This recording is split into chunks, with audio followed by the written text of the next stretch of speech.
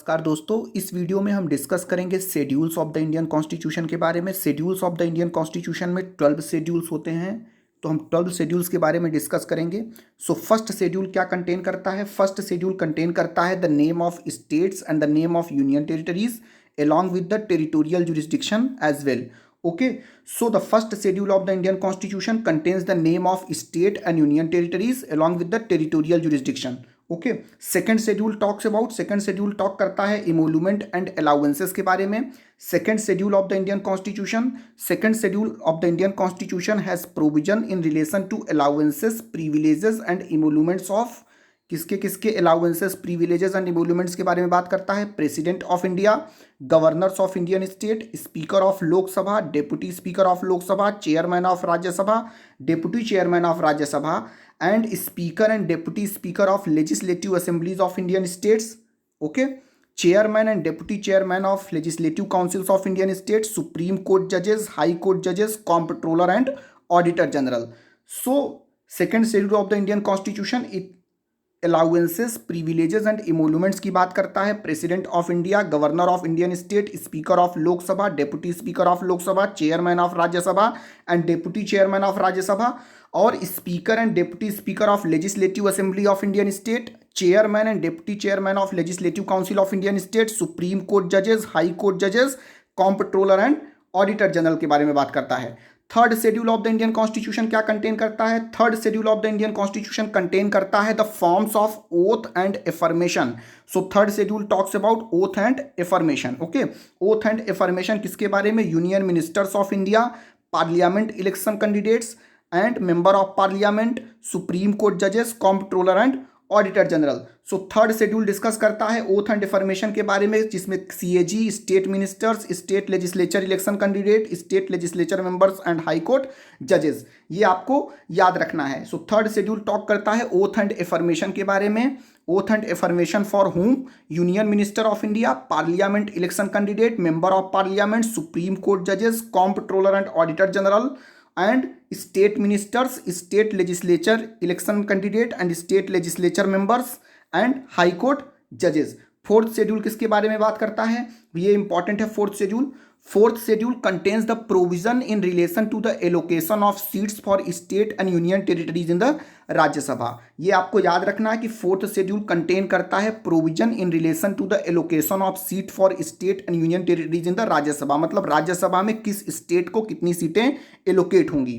Fourth schedule बहुत important है। It contains the provision in relation to the allocation of seat for states and union territories in the Rajya Sabha. Fifth schedule क्या है?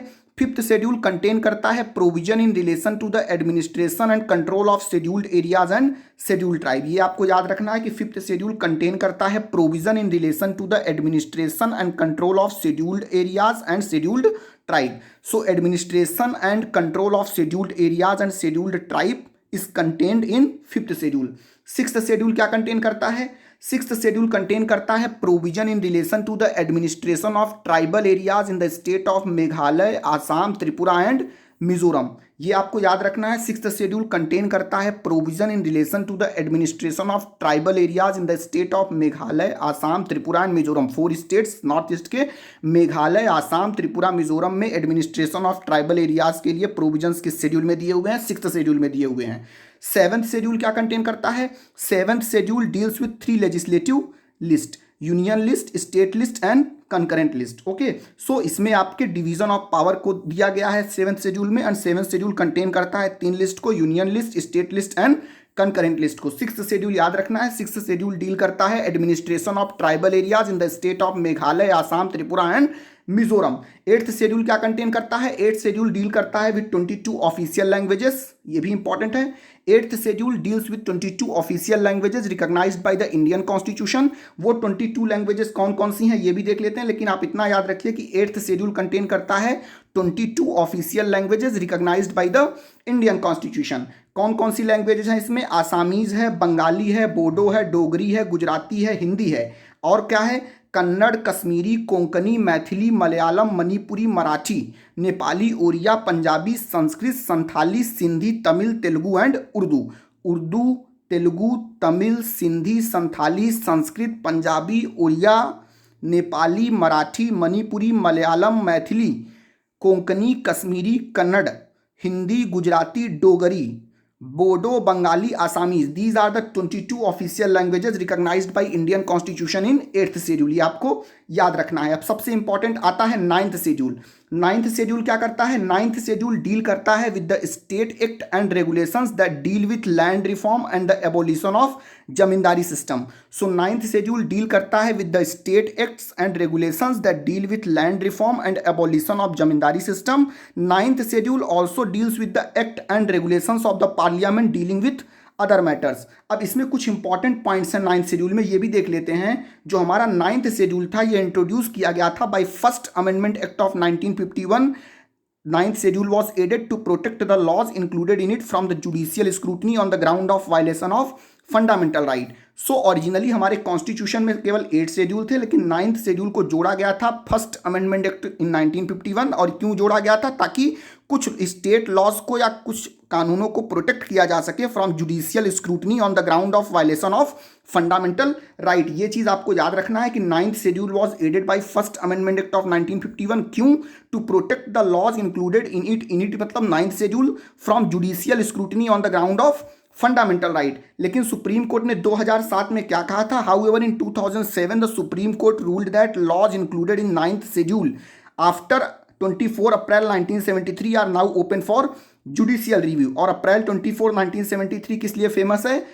अप्रैल 24 1973 famous है Kesavananda Bharati case versus state of Kerala. So Kesavananda Bharati case 1973 के बाद supreme court ने कहा कि अगर 9th शेड्यूल में कोई लॉ आप प्लेस करते हो तो उसकी जुडिशियल स्क्रूटनी हो सकती है। आपको याद रखना है कि 9th शेड्यूल डील करता है विथ ऐसे लॉ से डील करता है जिनकी जुडिशियल स्क्रूटनी नहीं हो सकती है। लेकिन सुप्रीम कोर्ट ने बोल दिया है 2007 में कि after 24 April 1973 all laws which are placed under 9th schedule may be or any laws which violates the fundamental right or basic structure of the Indian constitution they may be scrutinized। Okay, so 9th schedule को आपको याद रखना है। And it was added through first constitutional amendment act of 1951। Okay, and it was also enacted to protect the laws included in it from the judicial scrutiny on the ground of violation of fundamental right. अब 10th schedule क्या है? देखिए ये भी important है। 10th schedule contain करता है provision relating to disqualification of members of parliament and state legislature on the ground of defection. 10th schedule contain करता है provisions relating to disqualification of members of parliament and state legislature on the ground of defection. और ये भी याद रखना है कि 10th schedule was added by 52nd amendment act of 1985 also known as anti defection law. 10th schedule जोड़ा गया था 52nd amendment act of 1985 and it is also known as anti defection law. ये याद रखना है। 11th शेड्यूल किससे deal करता है? 11th schedule contain the provision that specify the powers authority and responsibilities of panchayat. It has 29 matters.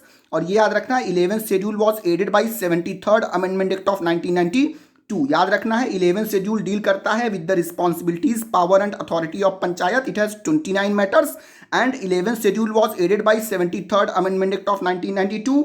10th schedule याद रखिएगा, बहुत इंपॉर्टेंट है। 10th शेड्यूल कंटेन करता है provision with reference to the disqualification of members of parliament and state legislature on the ground of defection।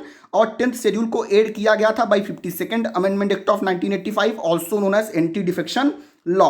और 12th schedule क्या करता है ये भी देख लीजिए। 12th शेड्यूल डील करता है with the provisions that specify the powers authority and responsibility of municipalities. It has 18 matters. Okay, and it was added by 74th amendment act of 1992। 12th schedule add किया गया था to specify the power authority and responsibilities of municipalities and 11 matters है। और ये add किया गया था 74th amendment act of 1992। अब जल्दी से देख लेते हैं शेड्यूल्स होते क्या है बस।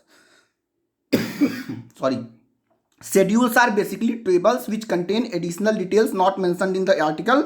Indian constitutional originally had 8 schedule. 4 more schedules were added by different amendment। Okay, so this was a video related to schedules of Indian constitution। Okay, thank you for watching।